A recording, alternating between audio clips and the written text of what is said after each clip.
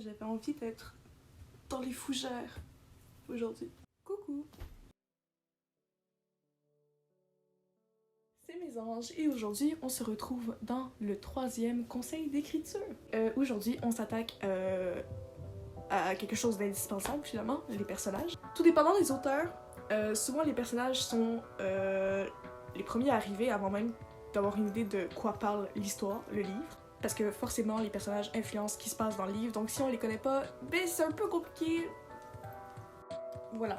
La fille qui ne trouve pas ses mots. C'est pas une bonne idée de faire des vidéos dans cet état, Megan, ce n'est pas une bonne idée. C'est les personnages qui vont donner le flow de votre histoire, de ce qui va se passer, bref.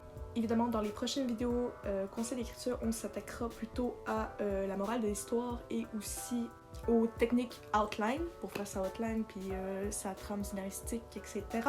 Les auteurs qui veulent se lancer et qui me regardent, ça s'en vient, ça s'en vient.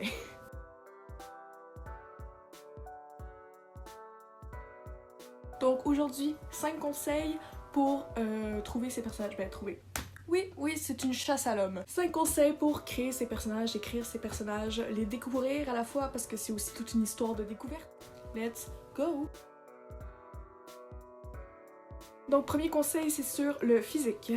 Encore une fois, tout dépendant de l'auteur, souvent ça va être plus la psychologie qui va venir s'instaurer à notre esprit en premier ou le physique, mais normalement, quand on arrive à visualiser nos personnages, c'est toujours plus facile. Personnellement, moi, je vais vous donner ma technique parce que je peux pas vivre sans ça. Je peux pas m'empêcher de penser à un acteur très précis à chaque fois que j'écris un personnage. Il faut que j'ai un visage à mettre pour mon personnage. Je ne vais pas le décrire forcément comme l'acteur qui va interpréter mon personnage, mais je peux pas m'empêcher de devoir assimiler mon personnage à un acteur ou à une actrice. Donc voilà, le premier conseil que je donnerais pour le physique des personnages, ce serait de l'assimiler à un acteur ou à un dessin, peut-être si vous dessinez, peut-être dessiner vos personnages. Évidemment, si on parle d'acteurs à assimiler à ces personnages, on peut pas passer à côté de la technique des characters aesthetics. Oui, j'en ai fait, voilà, pour tous les personnages de ma saga Alpha. Je dois avouer que ceux-là, c'est pas les meilleurs, surtout imprimés parce qu'ils sont très pixelisés. Donc voilà, ils sont tous là. Anaïs! Oui, on connaît. La fille, elle s'est toujours pas détachée de ses personnages. Ça va faire un mois bientôt. Un autre truc pour le physique qui peut être quand même assez pratique, c'est de vous faire imprimer ou d'écrire une liste d'attraits physiques. Donc le corps, la taille, la corpulence, le nez, le front, la tête, les yeux. Juste ça, ça peut vous aider à projeter un peu votre personnage. Et sinon, celle-là, ça va se mêler un peu au deuxième point qui est la psychologie. Ce serait de remplir une fiche de personnage. Donc c'est hyper recherché, c'est hyper détaillé. Personnellement, il y a des trucs que j'ai même pas pu remplir pour certains de mes personnages parce que j'avais aucune idée de quoi écrire.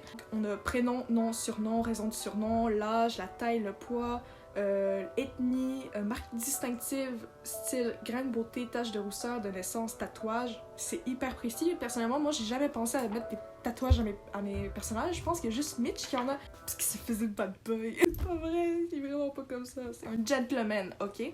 Encore une fois, les lunettes, verres de contact, on n'y pense pas, hein? J'ai aucun personnage qui porte de lunettes, mais verres de contact, on sait pas. Je trouve cette fiche de personnage hyper complète, tellement complète que tout remplir, c'est vraiment, c'est quand même un défi. Donc on passe de ce pas au deuxième point, donc la psychologie.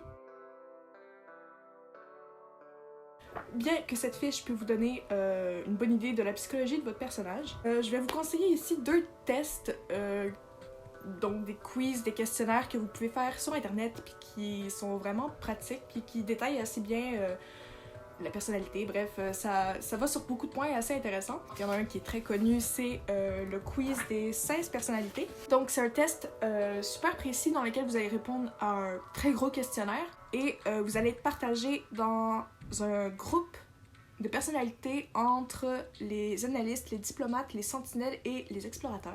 Mais j'avoue que pour faire ce test-là, il faut avoir un peu les bases de son personnage, un peu parce que c'est des questions, dans le fond, est-ce que vous êtes d'accord avec nanana, puis vous avez pas d'accord, d'accord, puis en fait, il y a comme une espèce de curseur pour dire si on est très d'accord avec la phrase qui nous est demandée, ou vraiment pas d'accord, il y a un milieu, bref. Il faut quand même savoir un peu comment son personnage pense. Et ça va être pareil avec le deuxième test. C'est un test de valeur. En gros, encore une fois, vous allez devoir répondre à un questionnaire. Et à la fin du questionnaire, vous allez avoir droit à un espèce de schéma qui ressemble à ça. En fait, je l'ai reproduit littéralement, je l'ai redessiné. Et ça va vous donner une espèce de introspection à l'ouverture au changement, la croissance personnelle, la conservation, donc image publique, comment il agit, style avec la conformité, les règles par exemple, la loi. Donc si votre personnage est rebelle, il va être un peu moins... sa jauge de conformité aux règles va être très basse, bref. Et au dépassement de soi aussi. Donc voilà, ça c'était le schéma de Laura.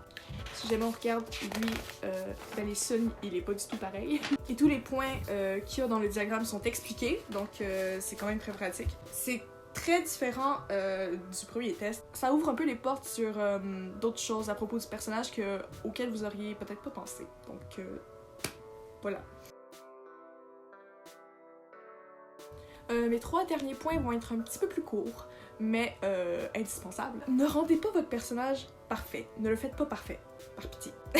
Parce que ce qui va rendre votre personnage réaliste, c'est qu'il soit vulnérable. Vous n'êtes pas obligé de le rendre vulnérable à tout, parce qu'évidemment, ça non plus, c'est pas réaliste, mais rendez-le vulnérable à certaines choses. Trouvez-lui des phobies. Est-ce qu'il vit quelque chose de difficile? Est-ce qu'il a vécu quelque chose de difficile? Est-ce qu'il y a une personne qui le rend vulnérable? Même si votre personnage a du pouvoir qui est invincible, il doit avoir quelque chose qui le rend vulnérable. Puis ça peut être quelque chose de vraiment con. Ben, con, non.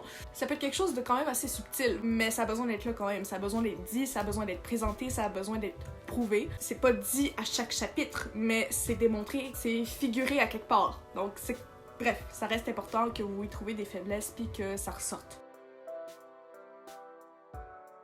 Autre chose à propos de votre personnage qui est hyper important, c'est sa backstory, son passé. À la fois, ça peut être quelque chose de vraiment important puis indispensable dans votre histoire, dans le sens où ce que le présent de votre histoire a rapport avec un rapport direct avec sa backstory. Ou alors, ça doit être mis sous forme de flashback ou au moins qu'il y ait des allusions, qu'elles soient très fortes ou très brèves ou très longues ou... Bref, ça peut être très léger, mais c'est parce que votre personnage n'a pas genre pop dans l'univers comme ça. Donc, il faut forcément que vous expliquiez un peu peut-être sa jeunesse, l'année qui s'est passée avant, ses anciennes relations. Faut qu'il y ait des petites allusions au passé du personnage parce que, encore une fois, ça risque de pas le rendre assez réaliste. Et dernier point, c'est ses motivations. Oui, motivation pour avancer. Les motivations du personnage, c'est tout ce qui explique ses actions, puis ses paroles même, les dialogues, etc. Quand votre personnage décide de s'exprimer ou de prendre une décision, ben c'est littéralement via ses motivations. Mais en même temps, je peux comprendre que trouver des motivations à son personnage, ça peut être quelque chose de très difficile. C'est quelque chose dont j'ai été victime d'ailleurs. J'en ai parlé beaucoup dans mon bilan écriture.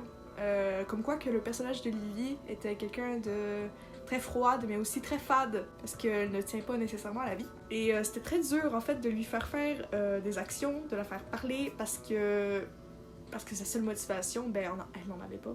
Puis je crois que même dans ce genre de personnage-là, il faudrait leur trouver au moins une mini motivation, si futile qu'elle soit, parce que parfois ça peut vous faire bloquer, puis encore une fois ça rend pas le personnage réaliste. Donc voilà, voici mes 5 petits conseils en ce qui concerne la création de personnages. J'espère que ça vous sera utile. Encore une fois, je vous le rappelle, je vais mettre les liens de ces 2 tests de personnalité en description, et je vous remets la petite fiche de personnage à l'écran. Donc c'est tout pour cette vidéo, j'espère que ça vous aura plu. N'oubliez pas de liker, de commenter c'est quoi vos techniques vous pour créer vos personnages, ça m'intéresse. Je vais peut-être vous en piquer quelques-unes par-ci par-là. Passez une bonne journée ou une bonne soirée et on se rejoint bientôt dans une prochaine vidéo. Salut! C'était quoi ça? Je vais bouffer votre âme.